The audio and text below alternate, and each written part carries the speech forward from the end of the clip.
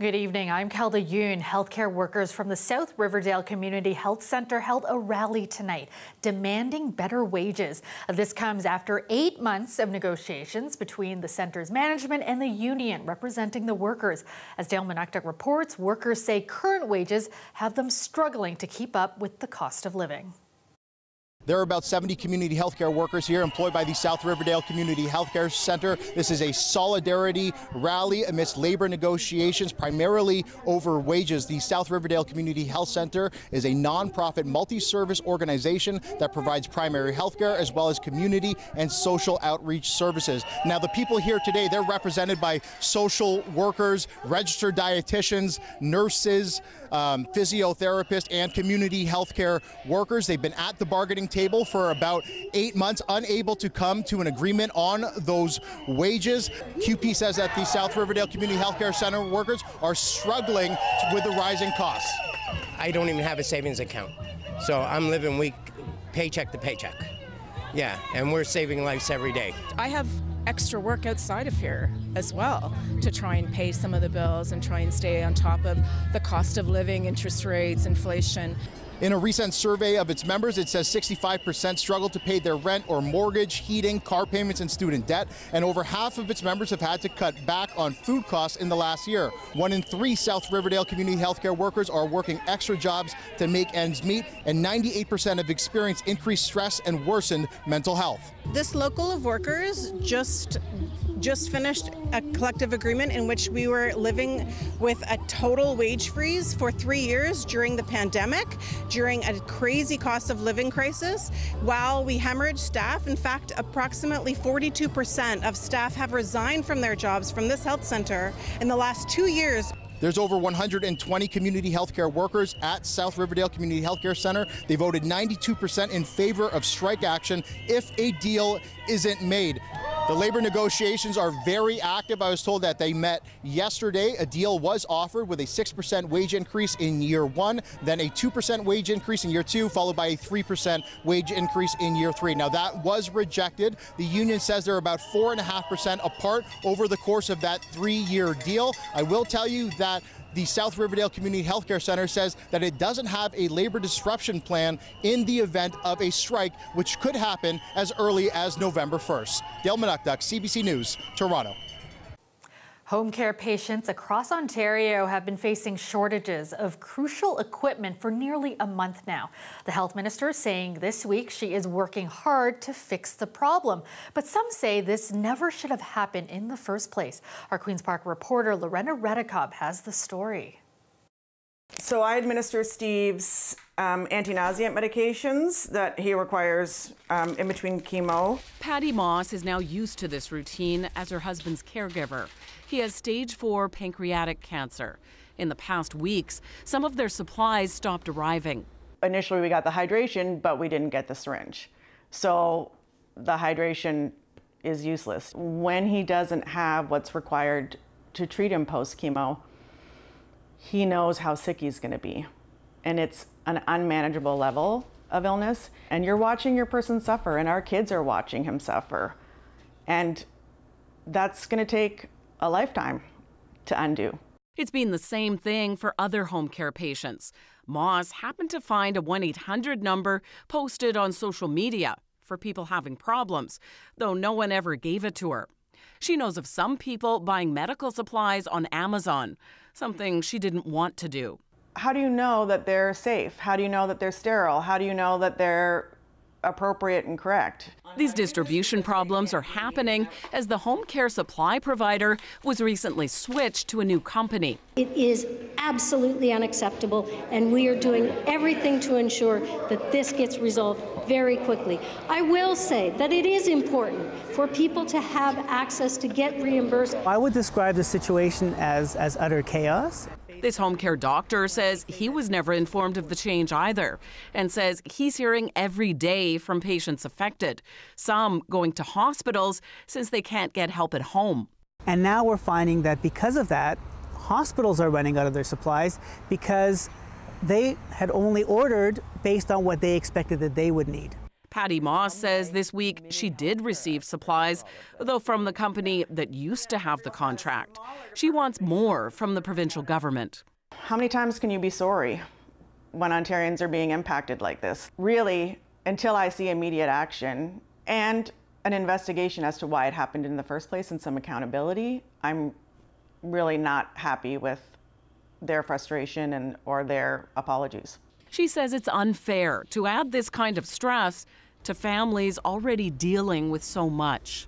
Lorenda Redicomp, CBC News, Bradford.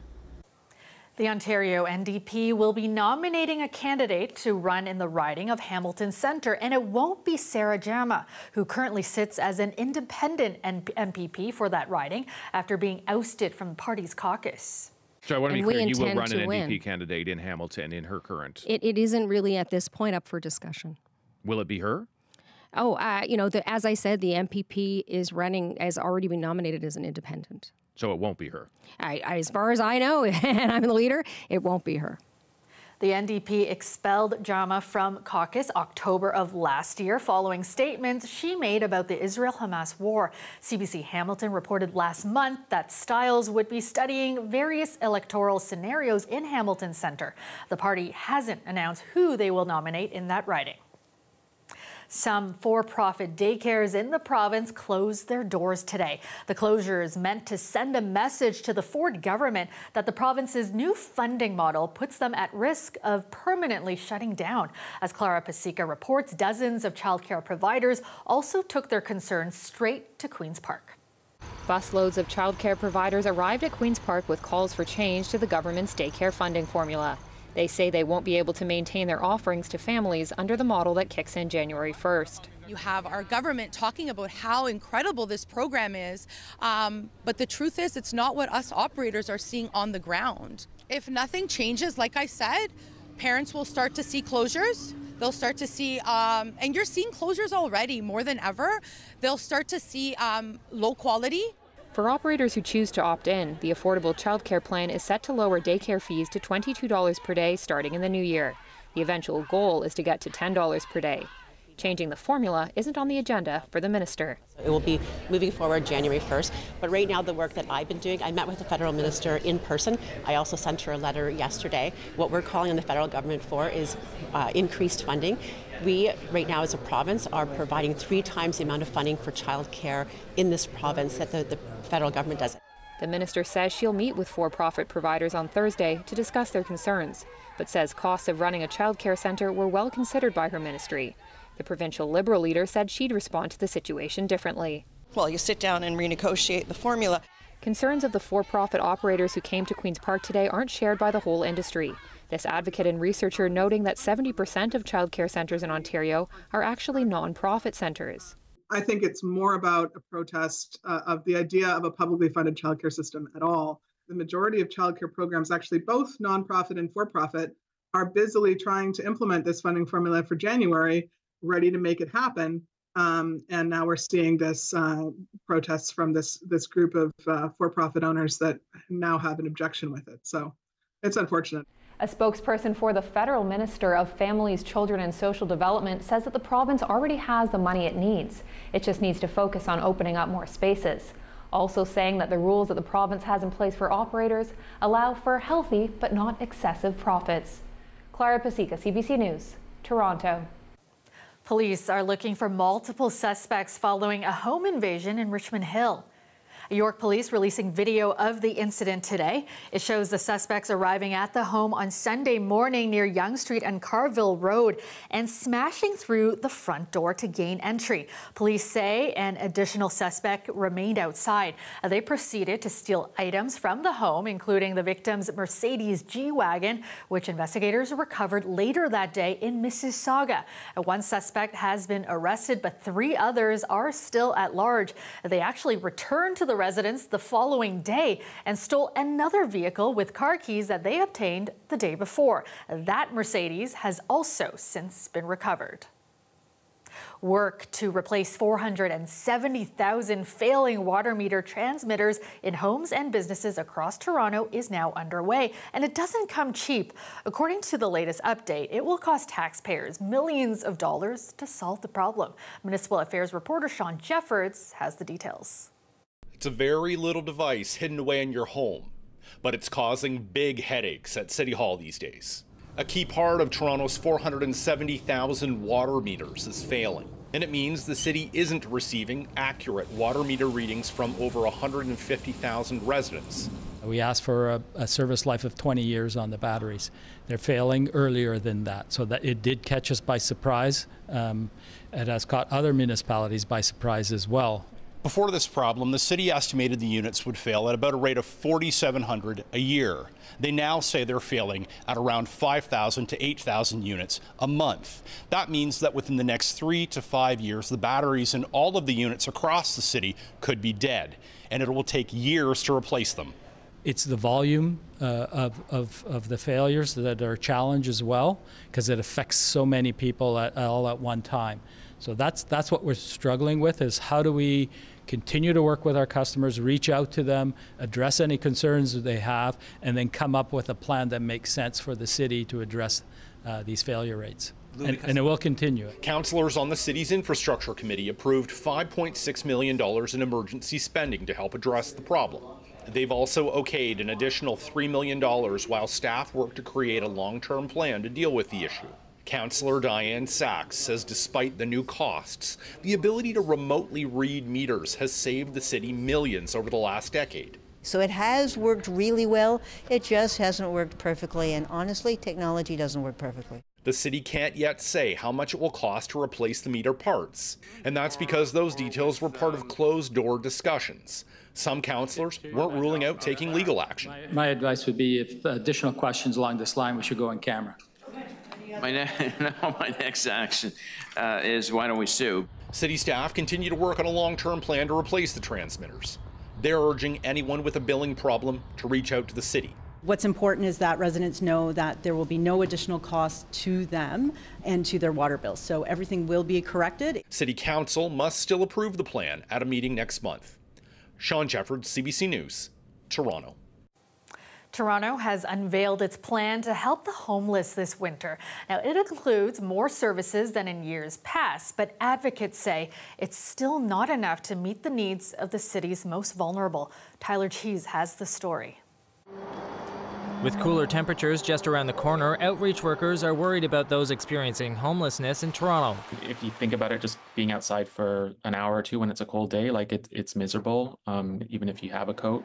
The crux of the issue, not enough shelter space for everyone, leaving hundreds out in the cold each night. About 230 people on average every single day call for a shelter bed and are told there's nothing. City representatives say they're doing everything they can to increase shelter and respite spaces in the coming months. This year's winter plan includes the following measures: maintaining and adding space in the shelter system, activating warming centers, implementing an extreme weather response such as enhanced street outreach, and opening surge capacity sites, and finally, opening new supportive and social housing units. The plan also includes around 200 new spaces specifically for refugees who currently make up just over 50% of the shelter system, according to city staff.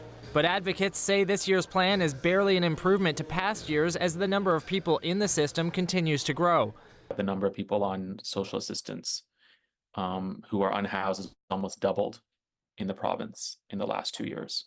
It went from about 14,000 to over 26,000. So this huge increase, really because housing is just too expensive. This city councillor acknowledges it's difficult for the city to keep up with those numbers, but says it has made some progress. We're building out the shelter system at the same time with the Homelessness Services Capital Infrastructure Strategy, and I am encouraged and delighted to know that 6 new shelter locations are being brought on. But she's also calling on other levels of government to help municipalities tackle the issue faster. The provincial and federal government have abandoned its responsibility to supply affordable housing and particularly supportive housing. The province just received nearly $20 million for housing through the Canada-Ontario Housing Benefit, which will help 1,700 households afford housing costs. The city says it's been advocating for that funding for 6 months and that if it had come sooner, more people could have been housed this winter. Tyler Cheese, CBC News, Toronto. Welcome back. More than 100 people who bought into a pre-construction project near Wasaga Beach are losing out on those homes, along with millions of dollars in deposits. CBC Toronto has learned the builder has not been following provincial rules for years, but has continued to be licensed and operate here in Ontario. Sarah McMillan has the story. Ferran Hack was excited to upsize from his Mississauga home he shares with his parents, wife, and son. In 2022, he put down a $100,000 deposit on a pre-construction home in Clearview Township near Wasaga Beach. 4 bedrooms, 4 washrooms, great for a family. It was about a 5-minute drive to the beach, to Wasaga Beach. The original completion date was set for this year. Instead, the land is sitting empty and undeveloped. The builder, Sunrise Homes, entered receivership after they defaulted on payments to their lenders. Earlier this month, a judge approved a plan by the court-appointed receiver to sell the property to one of the lenders and terminate the purchase agreements with all 117 buyers, including Hack. That was a big blow. I mean, we're counting on not only the home, but also the huge deposit that we had put down. Hack and the other buyers will be able to get some of their down payments back through Tarion, which provides deposit protection on all new build homes in the province. But it only covers up to a certain amount. Just over $20,000 of Hack's down payment will not be protected. I can't imagine how long it will take me to save that back up, especially in an economy like this where cost of living is just on the rise without any control. Others who made larger down payments will lose more, altogether around $4 million. This Toronto real estate lawyer says he hears too often about pre-construction projects falling apart. Unfortunately, they want me to wave a magic wand and fix it. And if the builder's gone bankrupt, there's very little a lawyer can do. But issues with Sunrise go beyond what Bob Aaron typically sees. While researching this story, we learned from Tarion that Sunrise didn't have the necessary approvals to sell these homes in the first place, as required by law. The company's CEO admitted to CBC Toronto he hasn't been following all provincial rules. Usually we register once we start construction, which is probably not the right way to do it. You have to register at the time of sales. So we've been doing this practice for the last 15 years, 20 years. Probably it's not the right practice because we never thought about going to the receivership that's going to come to this point. Because every time we used to, I'm in the business for 25 years, and every time I take this calculated risk. This also isn't the first time that Sunrise projects have faced financial problems. There have been at least 3 other receiverships since 2019. In one of the other cases, a project in Markham, the court-appointed receiver raised concerns in his reports about inaccurate tracking of transactions and potential misuse of funds, something Sunrise refutes. Bob Aaron argues the province isn't doing enough to monitor developers. I can't understand why they're allowed to be in business. If it was a lawyer or a doctor or an engineer or an architect, any other professional subject to this kind of allegations, the regulators would step in and say, now wait a minute. We're gonna watch this. Each Sunrise project is developed by separate but related companies, each with the same directors. The Home Construction Regulatory Authority licenses and regulates home builders in the province. A spokesperson told CBC that actions of one licensed company do not immediately imply that all related companies are a cause for concern. However, the regulatory authority confirmed it is now inspecting all Sunrise entities after learning of concerns about selling homes without authorization from Tarion. First-time homebuyer Rayan Shahid says he's lost faith in the system. It's more so a trust thing where if I do find like a pre-construction, should I go for it? Because having burnt one time so badly, I don't have trust, especially on the regulations as well. The province says it's planning to consult on proposals to address illegal building and selling of new homes in an effort to protect buyers and instill greater confidence in their purchase decisions. Sunrise blames this project's financial problems largely on rising construction costs during COVID and a lack of water supply. The company told CBC that despite the receivership and the land being sold to a creditor, that it still hopes to find a way to make the project happen. Sarah McMillan, CBC News, Toronto. Well, Colette, it's been a great stretch, but it is October and we will be seeing some cooler weather coming back. Yeah, that's right. It is my job to stand here and give everyone that news and fill you in on the forecast. But perhaps for just a moment, we'll reflect on the day that we've had and the temperatures we've enjoyed. Barrie at 26, Hamilton 26, in fact, just over. Windsor 24, Toronto at 23. How about Peterborough at 25 as well? And the nation's capital and St. Catharines, all 24 degrees. So, I mean, there's a range, but in general, we're around 10 degrees above seasonal. For the daytime high in Toronto, it's 11. And you might notice something else here when we talk about what the lows have been, how mild the overnights have been. Yeah, the low closer to a normal high. For this time of year. But some cooler air is going to be moving in. Now, we still have part of the day tomorrow in terms of we'll still have some of that warmth, but it comes with some breezier conditions, some cloud cover, and even a few showers. So let's just push this forward and show you what's happening. As the cold front comes in, now behind this, it's just the leading edge of a new air mass. That's what that cold front is. So behind it, it's more of a northwesterly flow of those winds, and out ahead of it, it's that southwesterly flow. So those winds kick up a little bit. You can see there's heavier rain closer to the center of the low, so more so into northeastern Ontario and over towards the Ottawa Valley, but it's just mostly some lighter showers or scattered showers with the slightest chance of an embedded thunderstorm as that front is going through. But of course, what there is a lot of cloud cover that's going to develop, probably up some sun in the morning and then those clouds increasing. However, they'll be decreasing behind that system as we go into Thursday. We'll have a ridge of high pressure building in, so the sky's clear. We get sunshine again, albeit with temperatures closer to seasonal.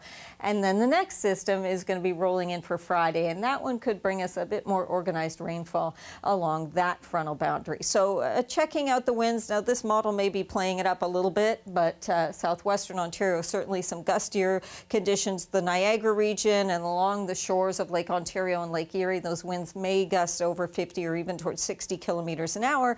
Otherwise, we're talking about winds around 30 to 40 kilometers an hour, so still breezy conditions. Then those die off as we get into the latter part of Wednesday. Temperatures tonight, yeah, mid-teens, and then there you go tomorrow, 21, but then the temperature will be falling 6 degrees, and Thursday, there it is, back to seasonal. Thanks so much, Colette. You're welcome. And that's our show for you tonight. Thanks for joining us.